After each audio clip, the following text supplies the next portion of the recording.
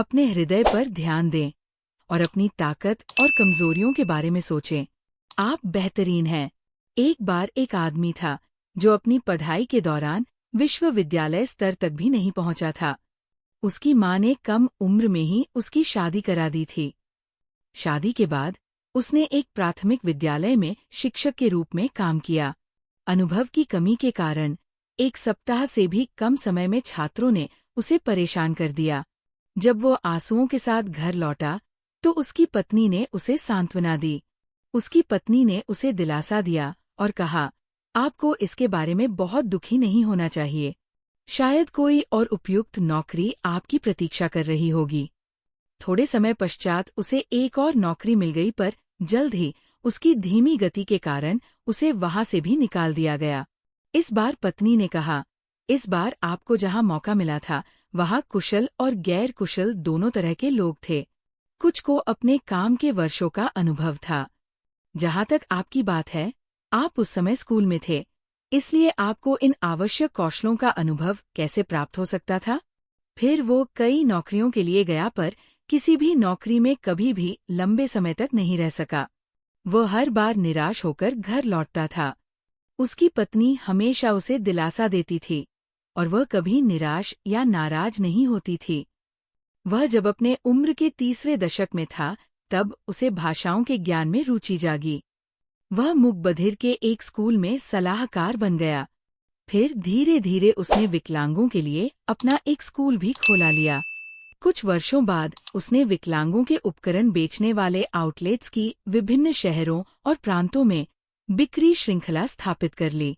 अब वह करोड़पति बन गया। एक दिन उसने अपनी पत्नी से पूछा, जब मैं हर काम में असफल हो रहा था, तो क्या कारण है कि आपको मुझ पर इतना विश्वास था? उनकी पत्नी ने उसे बहुत ही आसान सा जवाब दिया। उसने कहा, जब जमीन का एक टुकड़ा गेहूं बोने के लिए उपयुक्त नहीं होता, तो हम वहां दालें लगाने की कोशिश कर सकते हैं। अगर दालें अच्छी तरह से नहीं बढ़ रही हैं, तो हम वहां फल या सब्जियां लगाने की कोशिश कर सकते हैं। यदि वह फसल भी किफायती साबित नहीं होती है, तो हम इसके बजाय अनाज के बीज बिखेर सकते हैं।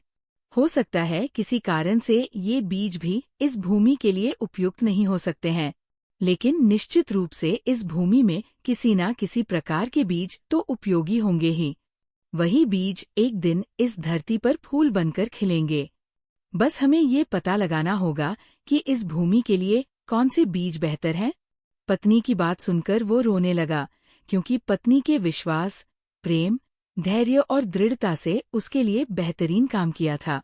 इस दुनिया में कोई भी व्यक्ति बेकार नहीं है।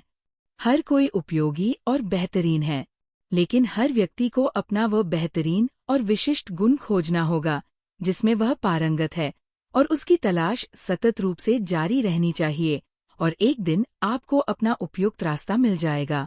तब आप एक महान व्यक्ति बनेंगे, और उस दिन वे सभी लोग जिन्होंने आपको दोष दिया और आपका अपमान किया, वे सभी आपकी प्रशंसा करेंगे। उस दिन आप असली नायक होंगे।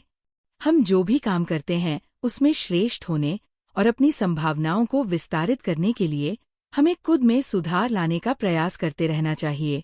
चुनौती चाहे जो भी हो, खुद पर यकीन रखें और आगे बढ़ने का रास्ता खोजें।